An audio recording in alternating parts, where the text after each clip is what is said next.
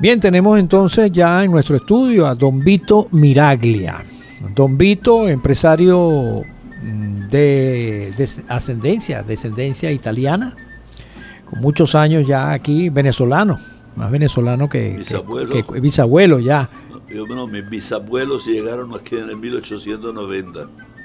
Ya, o sea que ya estaba aquí. Yo nací en Italia por accidente. Está bien. Bien, él es empresario, tiene todavía su casa de cambio muy conocida por todos los portugueseños y por muchas partes de Venezuela. Verne, compañía anónima, también tuvo un negocio de obsequios y cosas de adorno para las casas y cosas importadas que traían de sus viajes prácticamente. Fue gerente del Banco Ítalo Venezolano del año 55 al 62. 58. 58. Bueno, el dato no lo pasaron producción. Casado con doña Lucía Barrios, quien fue gobernadora, la primera mujer gobernadora del estado portuguesa. En una oportunidad le preguntaba que qué hacía él en la gobernación y usted respondió que era el primer damo. Eso es lo que me llamaba a mí así el ministro Esturrustado. El primer damo. Por sus conocimientos de economía, ya que ha trabajado con moneda nacional, con cambio de la moneda y es también protagonista, pues, del sector económico de Portuguesa, es nuestro invitado del día de hoy.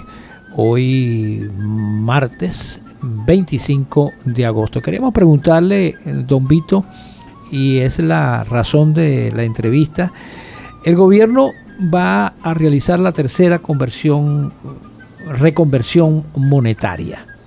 Le va a eliminar 6 ceros al bolívar. ¿Qué consecuencias va a tener esto para la economía? Además de minimizar las cuentas, pues con las cuentas contables de las empresas. Bueno, mire, buen día, gracias por la invitación, buen día a los radioescucha. En primer lugar, eso no debería llamarse reconversión monetaria, porque reconversión monetaria implica toda una cantidad de factores económicos que hay que ajustar y corregir. Eso es simplemente un maquillaje de quitarle 6 ceros al bolívar para que salgan unos billetes sin esos 6 ceros. Pero la reconversión monetaria requiere un ajuste económico, un ajuste del presupuesto, una eliminación del déficit fiscal, o sea, requiere de una cantidad de decisiones de carácter económico y financiero que hay que tomar y que en los casos anteriores, cuando se hizo el bolívar fuerte o el bolívar soberano, quitamos los ceros, pero no se aplicaron medidas efectivamente económicas y por supuesto eso es lo que produjo que siguió exactamente la hiperinflación y seguiremos quitando ceros. O sea, hasta que no se tomen ajustes, medidas económicas verdaderamente profundas en el manejo del Estado y el Banco Central continúa con su maquinita haciendo billetes que pone en circulación y no haya una producción, porque el problema que hay de la hiperinflación es cuando, en primer lugar, un problema psicológico, pero en segundo lugar es cuando hay excedente de dinero y poco bienes por comprar. O sea, si nosotros tenemos muchos bienes, los precios bajan. Si tenemos pocos bienes y mucho dinero, los precios suben. Esta es una ley de la oferta y la demanda. Yo acostumbro decir, un poco empíricamente, que hay 2 leyes en la naturaleza que son básicas y que son inapelables. La ley de gravedad, bueno, nadie duda de que si yo pongo algo arriba me va a caer si no tiene algo que lo sostiene. Y la segunda es la ley de la oferta y la demanda. Entonces, hasta que no tengamos un sector productor que produzca y tengamos dinero fabricado artificialmente, va a seguir la inflación. De manera que esos 6 ceros lo vamos a quitar y desafortunadamente mucho me temo que en los próximos años tendremos que quitar algunos ceros más. Ya vamos por 8 y 6, 14. 14. Brasil quitó 15, Argentina 18, pero nosotros vamos por buen camino. Ahora, todo esto es un problema que, repito, va a facilitar obviamente el manejo, en el sentido de que ya no se puede económicamente, hasta en el aspecto práctico de la computadora y eso. La calculadora no... Es difícil.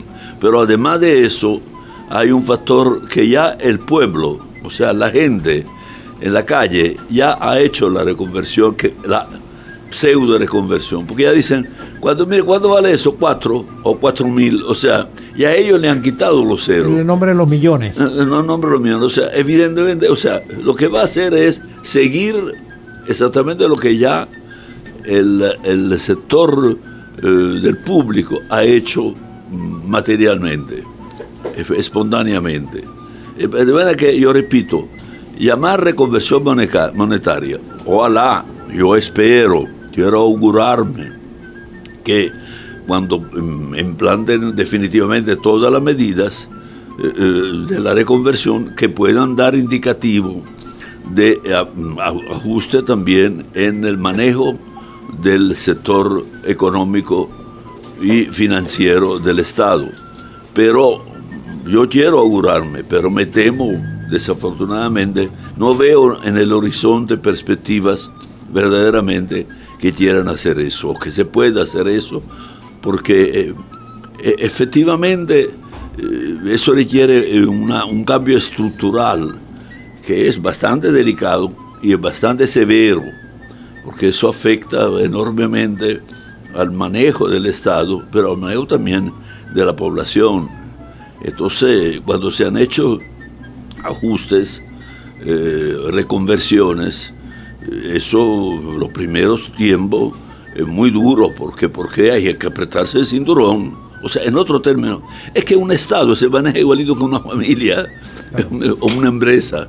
Usted, si tiene más gastos en la casa de lo que le ingresa, va a tener un problema. Entonces, si quiere corregirlo y tomar decisiones de, digamos, ajustar eso, tiene que apretarse el cinturón, y los muchachos no podrán ir a la playa toda la semana, y no podrán ir a la discoteca toda la semana, y la cortina que quiere cambiar la señora no se podrán cambiar, etcétera, etcétera, etcétera.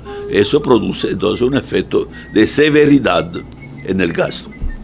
Ahora, con su experiencia estuvo al frente del Banco Ítalo-Venezolano, claro, eran otros tiempos, naturalmente, se manejaba la economía de otra manera, pero actualmente, y desde hace unos 20 años que tenemos este gobierno socialista, continuó el crédito agrícola siendo importante para la producción agropecuaria. Sin embargo, desde hace unos 3 años, el gobierno, a través del Banco Central de Venezuela,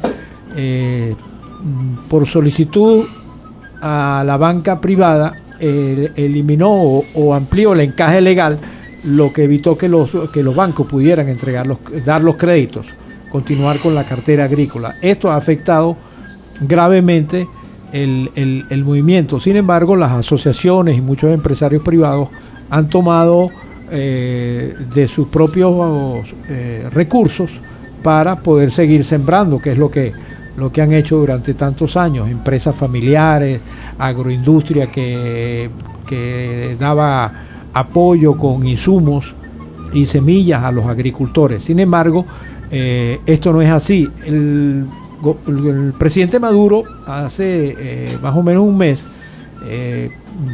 ordenó a la vicepresidenta que le dijera a la banca que multiplicara los créditos nuevamente, pero esto no ha comenzado todavía. ¿Qué piensa usted al respecto? Mire, sobre el sector agropecuario debemos hacer un poco de historia, porque usted ha mencionado lo del Banco Ítalo-Venezolano, porque es importante. Yo soy un cultor, yo diría fanático, si fuese eso un sistema que no va con una manera de ser, con mi manera de ser, pero yo soy un cultor de la memoria histórica. El problema de Venezuela, el venezolano, es que tenemos poca memoria. Y en el caso de Acarigua, se pierden. A veces se cree que Acarigua surgió hace 10 años, pero aquí hay toda una historia. Claro. Lo único que se menciona alguna vez es el plan arrocero, etcétera, pero se ha perdido. Entonces yo quiero decir algo que a lo mejor a la radio escucha le va a interesar. En el año 58 llegué al Banco Itaú Venezolano. Los bancos en Venezuela en ese tiempo eran sumamente conservadores. En el Banco Itaú Venezolano se aplicaba un sistema que venía de una mentalidad italiana de financiar, o sea, de creer en la persona. Y nosotros efectivamente hicimos, yo me jacto, sin falsa modestia, de haber dado un esfuerzo tremendo al desarrollo en ese momento de Acarigua y del plan agrícola del Estado portugués y también hacia Barinas, porque abrimos la oficina de Turén y después se abrió Guanare y después se abrió Barinas, que dependía de Acarigua. Entonces quiero decir alguna cosa. Por ejemplo, nosotros en ese momento los bancos no financiaban la agricultura porque la consideraban muy arriesgada, porque era efectivamente también muy embrionaria en el sentido que no era mecanizada, dependía del tiempo, si llovía, si no llovía, etc. Entonces, yo hice un trabajo muy grande, tengo una correspondencia grandísima en archivo, para convencer a la Junta Directiva de comenzar a financiar las empresas agrícolas. Claro, pero se creía en el hombre y nosotros dimos crédito. Pero hay algunos detallitos, por ejemplo. Turén, por ejemplo, producía mucho ajonjolí. En aquel tiempo era. Entonces, la ajonjolí era casi siempre financiado por los famosos llamados intermediarios, que eran David Navarro, Juan Francisco Oliva, Su María Troconi, Julio Bengomo, etc., que le financiaban la siembra y después recogían la cosecha y mandaban. Cuando había la cosecha, los camiones se tardaban a veces 3, 4 días en Mavesa y Branca, aceite Branca, entonces los cheques llegaban con retardo.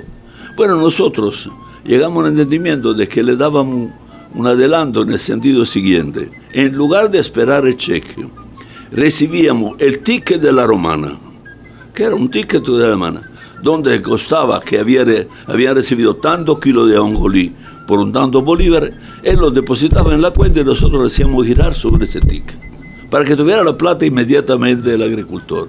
Y después nosotros los tickets los mandábamos al cobro y Mavesa no lo pagaba. El ticket de la romana como un cheque al portador.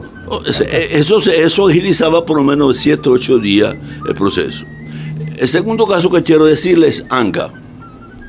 ANCA era una asociación como la Cámara de Comercio, era una asociación sin fines de lucro, pero también que no tenía capital, y estaba en Maracay con Gastón Viva Bertier.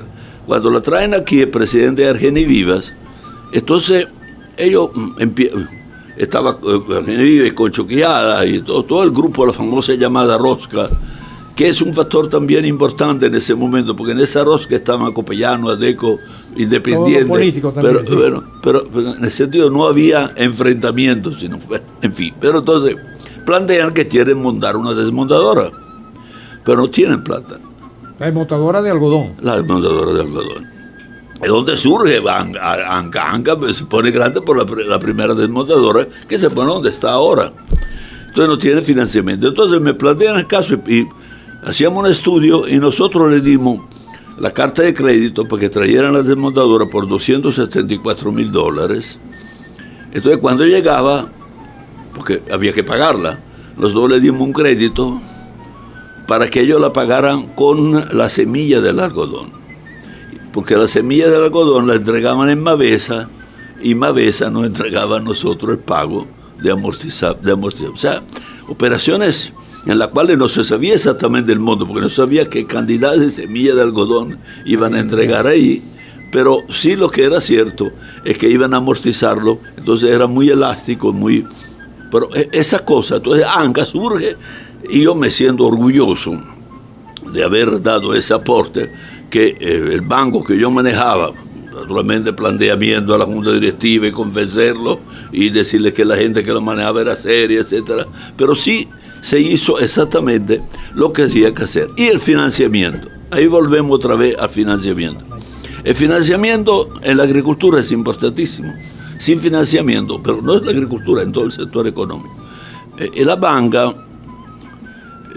ha realizado una labor muy importante en los últimos años, pero en los años anteriores, pero los últimos años con una política restrictiva un poco medio absurda, digo yo, porque dice, vamos a hacer el engaje legal alto a la banca para que haya circulante, pero resulta que el circulante no lo crea la banca, el circulante lo está creando el Banco Central que emite billetes. Entonces, ¿qué hacen con esos centenares de millones que emite el Banco Central y lo ponen en el mercado?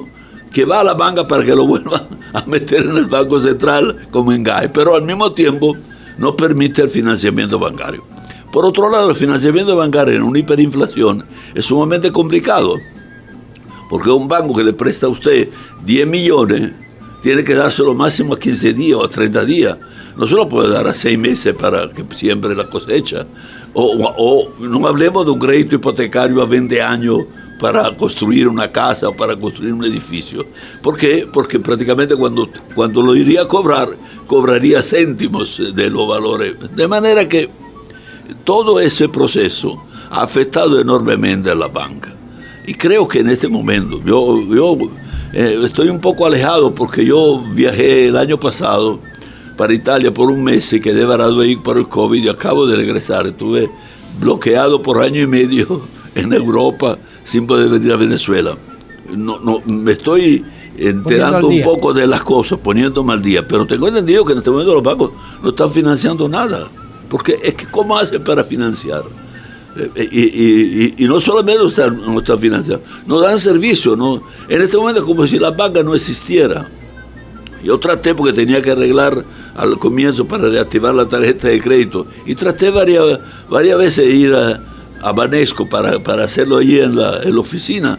Bueno, y la primera vez había una cola, estuve media hora. La segunda vez estuve 1 hora y media para entrar adentro. Y después no fui más.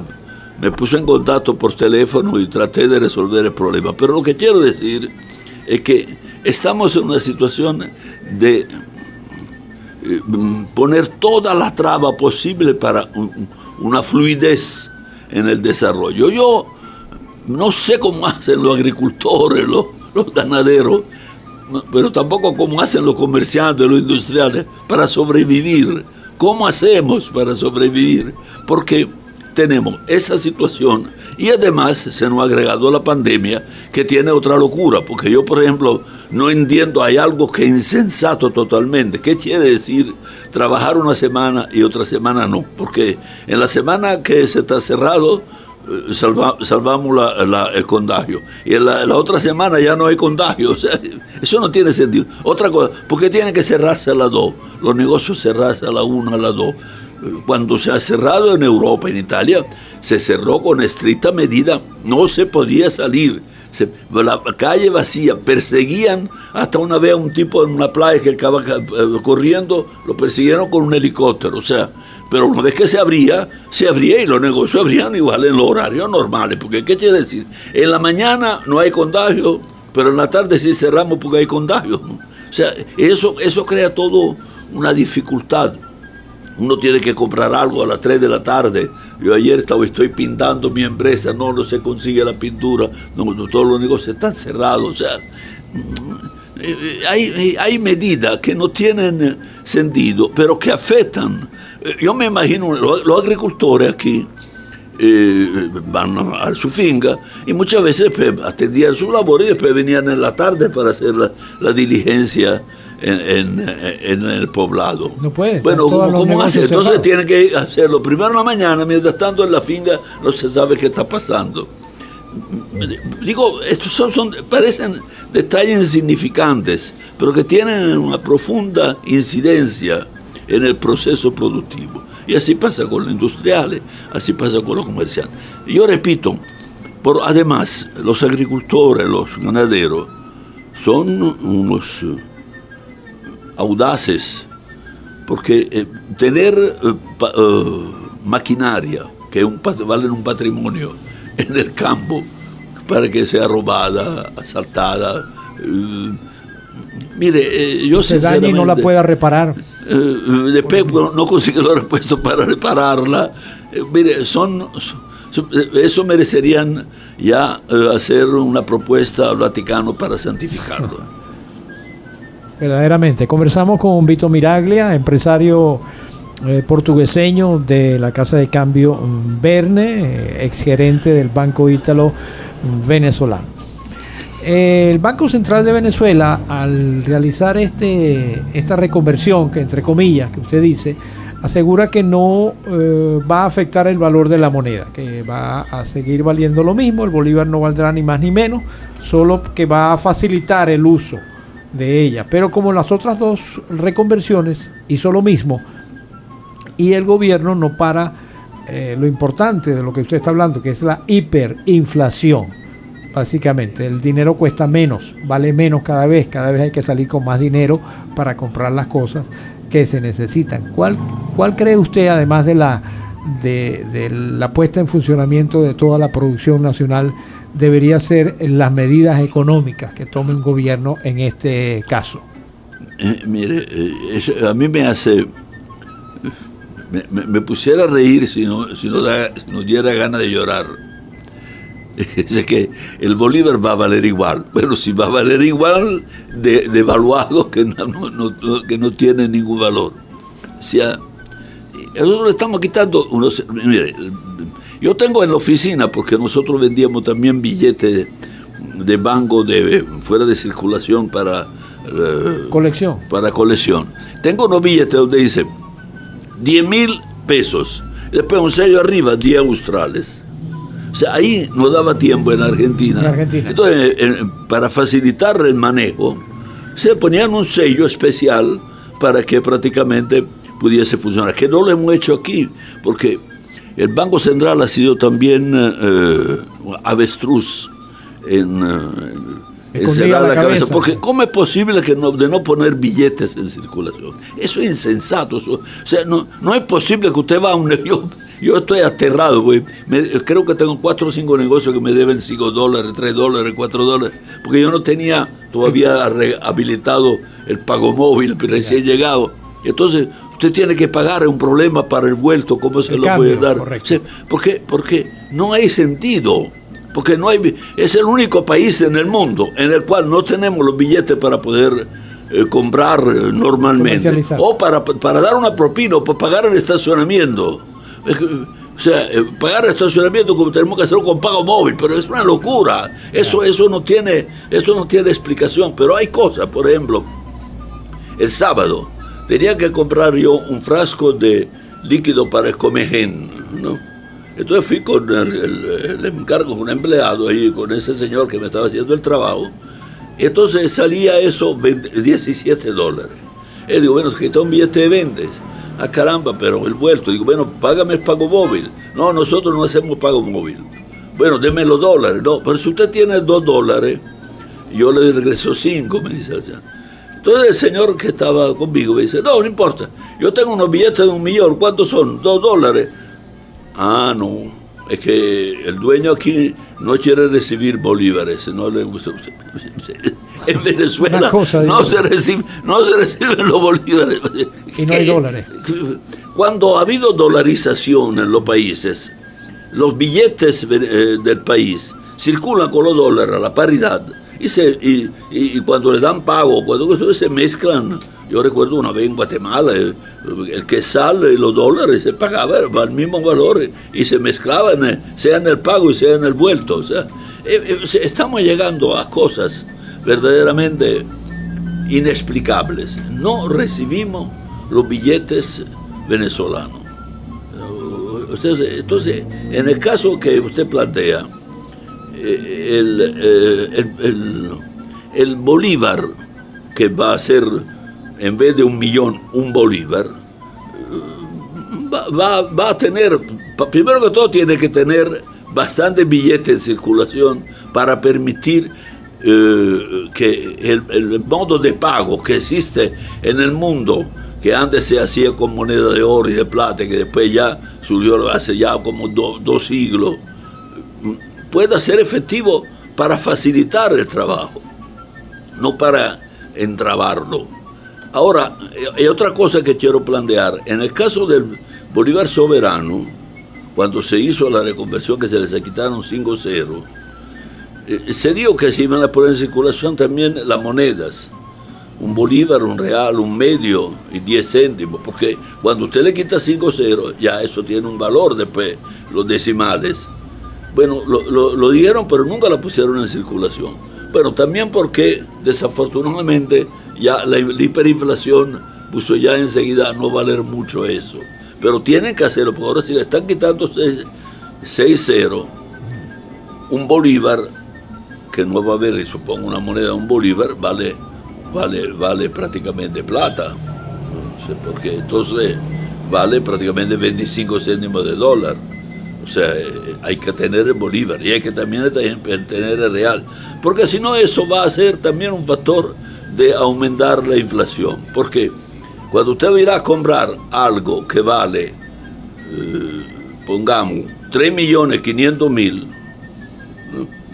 Entonces serían 3.50. Entonces, ¿cómo no va a haber posibilidad de dar vuelto? Automáticamente, o seguiremos entregando chuchería. Mire, sí, en esto se benefician los comercios, o si no, los supermercados. Redondea y va a redondear por exceso, no por defecto, va a redondear a 4, que en bolívar parece poco, pero en ese momento serían 500.000 bolívares. Sobre 3 o sobre 2 representa prácticamente el 20, el 30% de aumento. O sea, hay toda una cantidad de factores, de detalles que parecen insignificantes, pero que tienen una incidencia. Ahora, si esa reconversión se hiciese verdaderamente como debe ser, en el sentido de que tomar medidas de ajuste monetario, que va a ser sumamente difícil. Entre otras cosas, yo comprendo la dificultad que tiene el gobierno y los técnicos del gobierno, porque en este momento para tomar medidas restrictivas, ¿cómo hace si al Estado no le entra plata? Porque no tiene los ingresos que le daba PDVSA. No tiene los ingresos de los impuestos, porque creo que empresas que ganen mucho dinero para pagar impuestos hay muy pocas.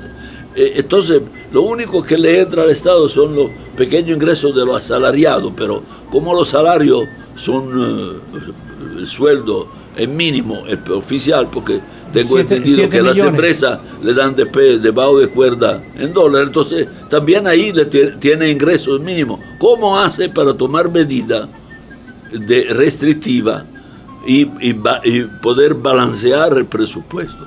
O sea, la situación ha sido tan enredada que ahora yo diría que es casi imposible tomar medidas de severidad para ajustar el presupuesto. Porque, repito, esos factores ya nos hemos ido suicidando poco a poco en el sentido económico, no quiero entrar en el factor político, sino el económico del Estado, que ahora casi no hay posibilidad de tomar decisiones. Porque, repito, para poder hacer ajustes hay que balancear el presupuesto. Balancear el presupuesto, si nosotros se calcula que los egresos del Estado son más del doble o del triple de lo que le ingresa. ¿Cómo hace? Porque si elimina eso, ¿qué hace? O sea, no paga los sueldos a los policías, no paga los sueldos a los empleados, o sea, no le da la plata a los municipios. O sea, y no mantienen toda la infraestructura. Volviendo al factor agrícola y pecuario, yo considero que, primero que todo, que es el sector primario en la vida de un país. O sea, usted puede prescindir de comprar papel o de comprar repuestos, de comprar ropa, pero no puede prescindir de comer. Por eso que los negocios que en este momento están medio prosperando de comercio son el sector de comestibles. Porque es indispensable. ¿Y quién produce la comida? Los agricultores, los ganaderos. Entonces hay que darle prioridad absoluta a los agricultores y los ganaderos. Para ello es importante tomar medidas apropiadas. Hay un planteamiento que estaba leyendo ayer o anteayer sobre el problema ahora de ese ajuste que se va a hacer en los aranceles. Bueno, hay que tener cuidado. Está bien cuidar que no llegue, que se elimine la exoneración de aranceles solamente en los productos terminados que entran, pero en los productos que se necesitan para la agricultura, como repuesto de tractores, etcétera. Esa exoneración hay que mantenerla, porque si no vamos a aumentar el costo productivo del agricultor o del ganadero. O sea, a la materia prima, llamámoslo así, que se necesita para fomentar la agricultura, esa exoneración habría que dejarla vigente, y parece que no es así. Entonces, lo que quiero decir es que a veces una medida que parece buena, interesante, dice, mire, vamos a eliminar esa exoneración porque estamos prácticamente favoreciendo al sector externo en contra del sector interno, que sí paga los impuestos y paga el IVA. Pero hay pequeños factores que hay que tomar en cuenta, que lo que es producto de materia prima o productos que sirvan a la industria y a la agricultura, hay que mantener esa exoneración para que ellos puedan tener los mismos costos, porque si le aumenta el costo, ese costo va a ser trasladado al público, al producto final. Eso es una ley que tampoco se puede contrariar, porque es automática, es humana, es lógica, y no hay ni la Gestapo que puede evitar que eso pase, ni que la ley de precio justo y cosas por el estilo, eso no lo elimina, porque nadie va a producir, a trabajar en pérdida, porque eso es pero además es una ley justa. O sea, sería una barbaridad. La empresa, el beneficio de la empresa es básico para demostrar que esa empresa es válida, que debe subsistir. Si no tiene ganancia, la empresa debe eliminar, porque es un peso en el desarrollo del país. O sea que el beneficio, la utilidad en una empresa es la demostración que es una empresa válida y que es una empresa que está dando aporte al país. Si tiene pérdida, bueno, a partir de que nadie quiere perder por un año, 2 o 3 seguidos, prácticamente debe desaparecer. Eso es lógico. Es lógico. Naturalmente. Conversamos ya casi al final de nuestra entrevista de hoy con Vito Miraglia, empresario portugueseño de Casa de Cambio Verne y ex gerente del Banco Ítalo venezolano en una muy buena época. Para finalizar, don Vito, y gracias de antemano por su presencia acá.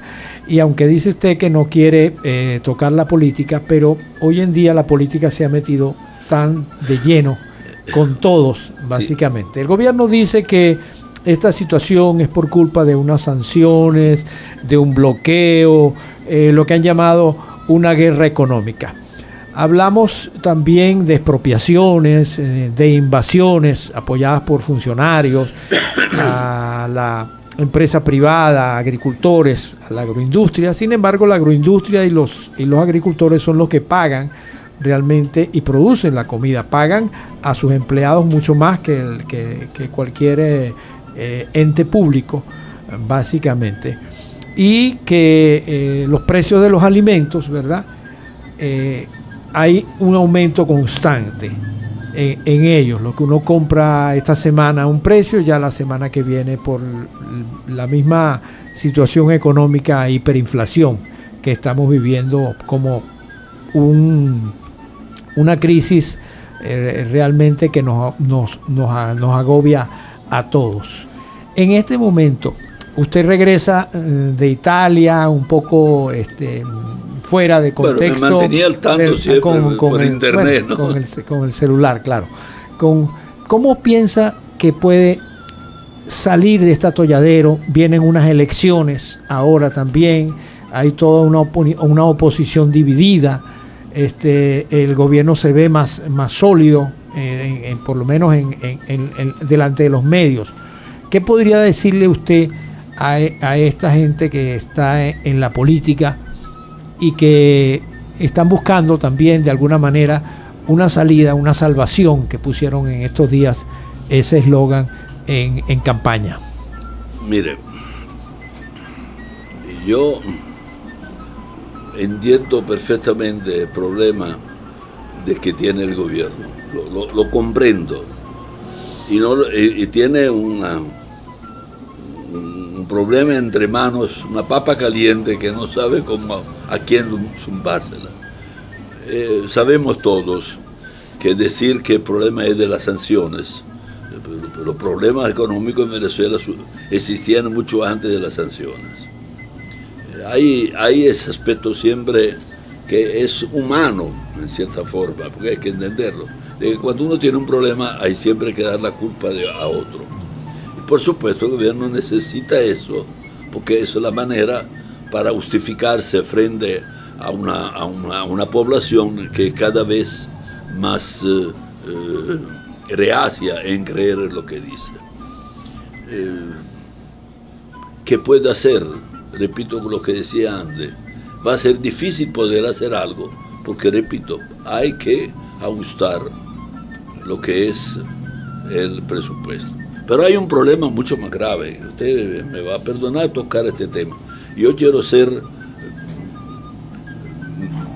perdóneme que diga yo, pero es que he tenido siempre la cuestión de hablar claro, sin temor, sin absolutamente doble sentido, etcétera. Es que nosotros en este momento tenemos que dos cosas. Primero, hay un famoso verso de Dante en la Divina Commedia que dice: "Chi è causa del suo mal, pianga se stesso", que quiere decir, el que es causa del mal, que se llora a sí mismo. O sea, el gobierno se tiene que llorar a sí mismo, porque esas expropiaciones, ese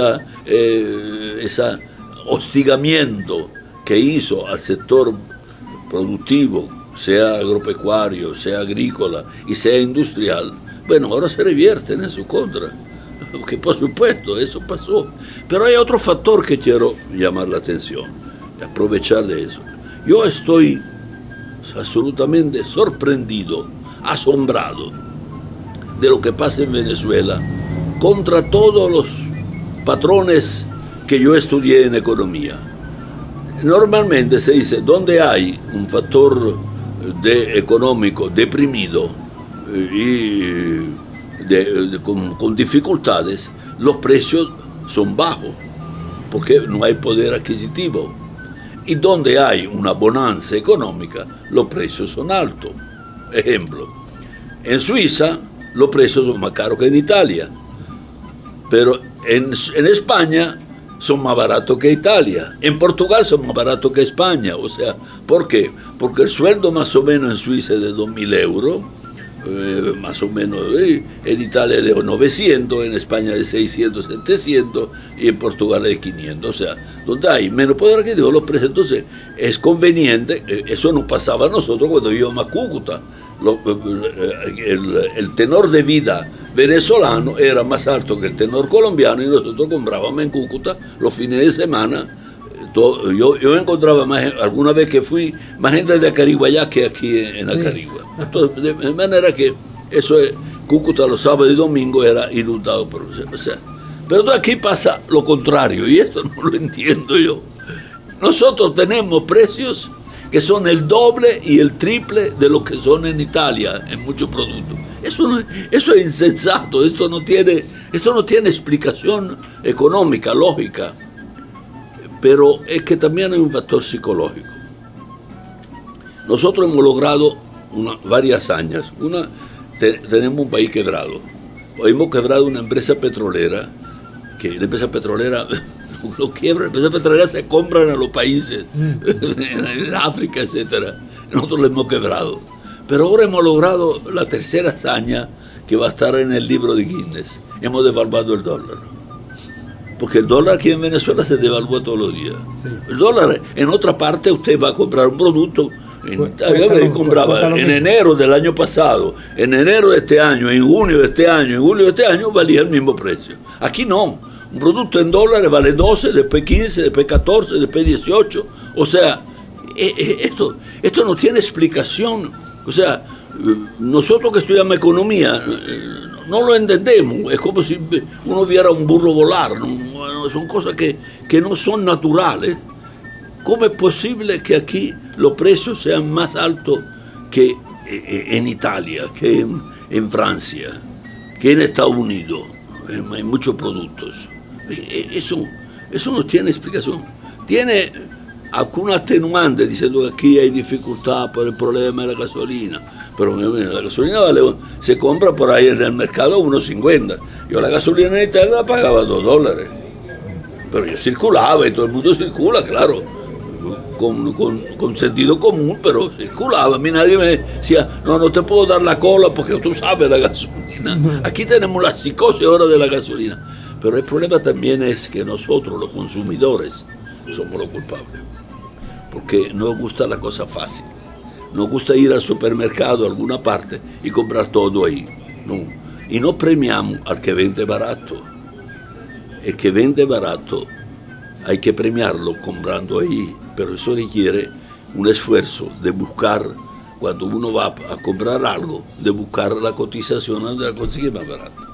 Le quiero decir un caso, no voy a decir los nombres. Fui a una ferretería que quería la casa, unas luces, unos bombillos, un bombillo de Solec me cobraban $3. En otra, $2.80.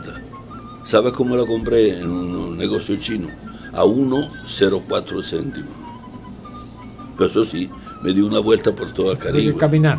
Entonces hay que buscar. Si el consumidor, cuando le dicen algo, se frena. Otro ejemplo, a mí me gusta dar ejemplos prácticos para que no crean que uno habla solamente teóricamente, como a nosotros nos acusan a los economistas.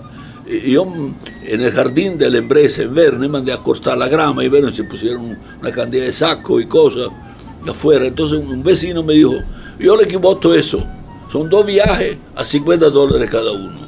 Y yo, no, claro, no. Entonces a los 2 o 3 días se me acercó cuando estaba estacionando. Bueno, se lo vamos a hacer por 40.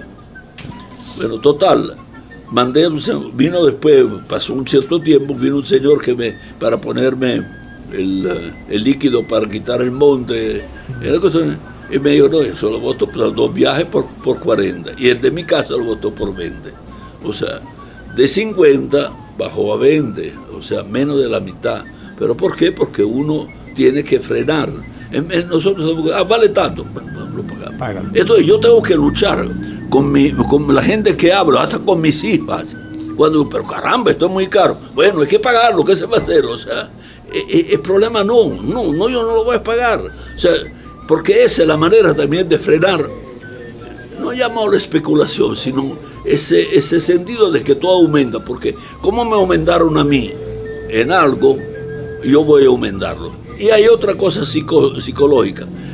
El dólar subió con el bolívar. Entonces, nosotros inmediatamente, si el dólar subió de 3 millones a 4 millones, pero yo subo también los precios en dólares. Al contrario, debería bajarlo porque nadie baja. Nadie Entonces, baja. Hay ese aspecto que está afectando grandemente y que por supuesto afecta también al sector agropecuario. Pero repito, el sector agropecuario es el factor primario en un país. Tenemos que cuidarlo de una manera inmensa, tremenda, verdaderamente dándole posibilidades, y hay que hacer una presión psicológica en cierta forma sobre el gobierno para que tome correctivos en el sentido de ver, por ejemplo, en lo que yo expliqué, de eliminar la eliminación de la exoneración a productos necesarios para la agricultura. Grabar los productos terminados, pero los productos que van a ser necesarios para el sector agrícola, para el sector agropecuario, pero también para el sector industrial, deben mantenerse momentáneamente esa exoneración para no dar un recargo más que se repercute después en el consumidor. Bien, muchas gracias a don Vito Miraglia, empresario portugueseño de la Casa de Cambio Verne y el gerente del Banco Ítalo Venezolano. Un honor haberlo tenido con nosotros esta mañana, por haber permitido pues conocer de su propia experiencia esta situación de la economía venezolana, sobre todo en lo que respecta al sector agropecuario, que es lo que nos interesa desde hace 20 años. Muchas gracias, don Vito, por su presencia y su participación en esta entrevista.